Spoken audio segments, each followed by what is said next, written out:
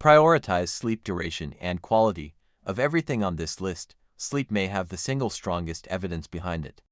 In a landmark University of Chicago study, healthy young men who slept less than 5 hours a night for just 1 week saw their testosterone levels drop by 10 to 15%, roughly equivalent to aging 10 to 15 years in a single week. Separate research on Army Rangers found a single night of sleep deprivation during training reduced testosterone by 25 to 30%. The mechanism comes down to timing. The majority of daily testosterone release happens during the first few hours of deep sleep, so cutting sleep short doesn't just reduce total rest, it directly cuts off the biological window where testosterone production peaks. Resistance training. Lifting weights produces a short-term spike in testosterone immediately after a session, and consistent strength training over time improves body composition in ways that support healthier long-term hormone levels. It's worth being precise here though. Current research shows the acute post-workout spike is real, but evidence for resistance training permanently raising resting testosterone levels long-term is weaker than commonly claimed.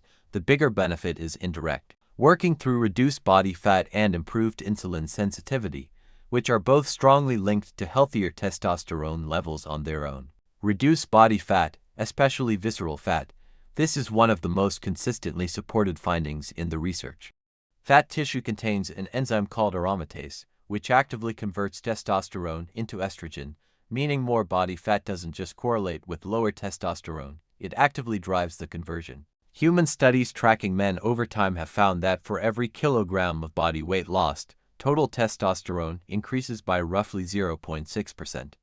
Larger reductions in body fat, such as through bariatric surgery in men with severe obesity, have shown some of the most dramatic testosterone improvements recorded in the literature. Correct a zinc deficiency. Zinc plays a direct, well-established role in the cellular machinery that produces testosterone in the testes. The keyword here is deficiency.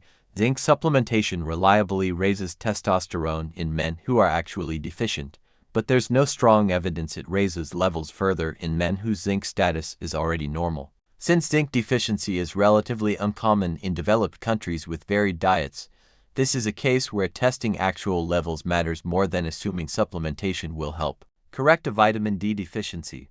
Vitamin D receptors exist directly on the testosterone-producing cells in the testes, and observational studies consistently show men with higher vitamin D levels tend to have higher testosterone. But the research on supplementation itself is more mixed than headlines suggest. Some randomized trials in deficient men show modest improvements in total and free testosterone, while others show no significant change. The honest summary from recent systematic reviews: promising mechanism, inconsistent real-world results, and most benefit appears limited to men who are actually deficient to begin with. Manage chronic stress. This one works through direct hormonal competition. Cortisol and testosterone are produced through overlapping pathways, and chronically elevated cortisol actively suppresses the signaling that triggers testosterone production at the level of the brain's hypothalamus and pituitary gland.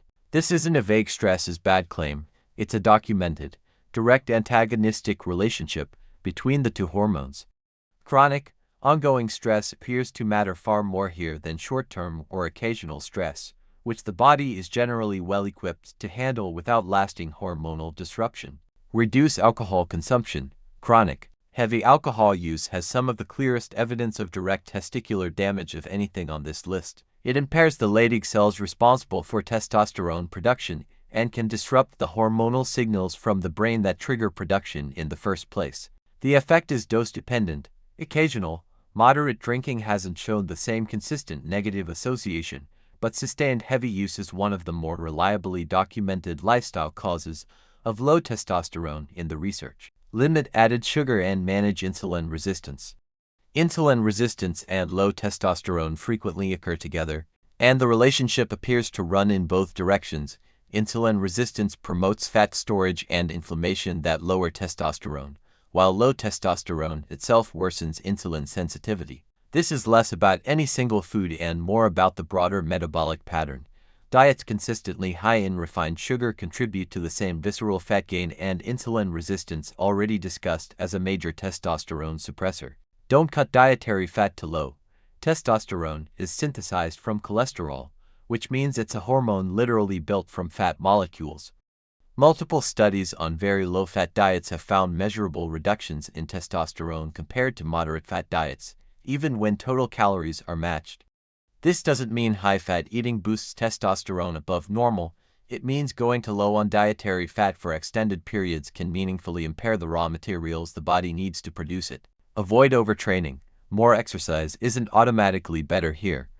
Endurance athletes and anyone in a sustained, high-volume training block without adequate recovery frequently show chronically elevated cortisol and measurably reduced testosterone, a pattern well documented in military training studies and endurance sport research alike. The relationship between exercise and testosterone follows a curve, not a straight line. Moderate, well-recovered training supports healthy hormone levels, while excessive training without recovery pushes the body into the same stress hormone dominant state as chronic psychological stress. Get regular sunlight exposure. Beyond its role in vitamin D synthesis, sunlight exposure is linked to healthier circadian rhythm regulation, which in turn supports the sleep architecture that testosterone production depends on. This is less a direct testosterone intervention and more a supporting piece of the sleep and hormone timing puzzle already covered. Consistent daylight exposure, especially in the morning, helps anchor the body's internal clock that governs when testosterone naturally peaks overnight. Reduce exposure to certain endocrine-disrupting chemicals. Compounds like BPA, found in some plastics, and certain phthalates have been studied for their potential to interfere with hormone signaling, including testosterone production. The research here is genuinely still developing. Much of the strongest evidence comes from animal studies and observational human data rather than large-scale human trials, so this is a lower certainty entry compared to sleep, body fat, or alcohol. It's a reasonable precaution rather than a proven high-impact fix. Ashwagandha, of the herbal supplements marketed for testosterone, this is one of the few with genuinely supportive randomized controlled trial data behind it, particularly in men with existing fertility issues or low baseline testosterone. Multiple small trials have shown measurable increases in testosterone and sperm parameters with consistent use over 8 to 12 weeks. It's worth flagging that most positive trials were conducted in men who already had low testosterone or fertility concerns, so evidence for boosting already normal levels further is considerably thinner. Fenugreek, another herbal extract with some supportive clinical trial data, primarily linked to modest improvements in free testosterone and self-reported libido and energy in short-term studies. The effect sizes reported in the research are generally smaller and less consistent than ashwagandha's, and several trials have been small or funded by supplement manufacturers, which is worth factoring into how much weight to place on the results. D-Aspartic Acid, worth a myth check. This amino acid supplement became popular after an early 2009 study showed a significant testosterone increase in a small group of men.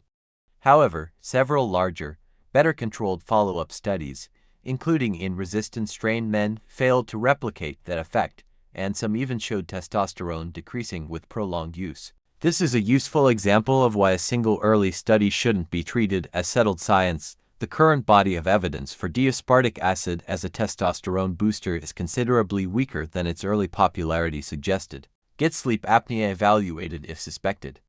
Untreated obstructive sleep apnea is associated with lower testosterone levels, largely because it's so closely tied to obesity and fragmented sleep, both independent testosterone suppressors. Interestingly, research on CPAP treatment, the standard therapy for sleep apnea, hasn't consistently shown it directly raises testosterone on its own, suggesting the relationship runs mostly through shared risk factors like body weight rather than sleep apnea independently suppressing the hormone. Treating suspected sleep apnea remains valuable for overall health regardless of its exact testosterone impact.